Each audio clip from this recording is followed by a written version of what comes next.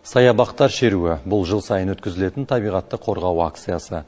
Бүгін Жоңғар Алатауы мемлекеттік ұлттық табиғи паркінде акцияның жабылу салтанаты ұйымдастырылды. 3 ай ішінде аталған шараға Сарқан, Ақсу және Алакөл аудандарынан 4000-нан аса адам қатысты. Сурет байқаулары, көрме мен түрлі интеллектуалды ойындар, концерттік бағдарламалар, жалпы саны 100-ге жуық шара ұйымдастырылды. Олар Таза Қазақстан, халықаралық құстар күні, таза өлке, жасыл желек сынды түрлі экологиялық тақырыптар аясында өтті. Сондай-ақ шара аясында 800-ден астам ағаш көшеттері отырғызылды. 4000-нан аса ағаш тұқымдары контейнерлерге егілді. Айта кетейік, жыл сайын осындай шерулер 200-ден астам елде өтеді. Бұл жас ұрпақты табиғатты аялауға тәрбиелеудің маңызды құралы дейді ұйымдастырушылар.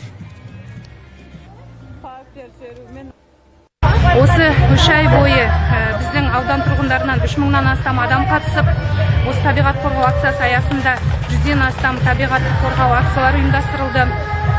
40 тоннадан жуық қоқыс шығарылды.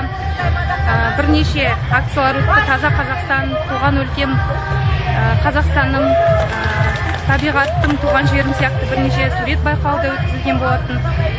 Осы табиғат қорғау акциясына қатысқан барлық қатысушыларға алғысымызды білдіреміз. Бүгін міне марапаттау рәсімі өтіп жатыр. Осы табиғатымыз таза болып, болашақ ұрпаққа табыс ету біздің басты міндетіміз.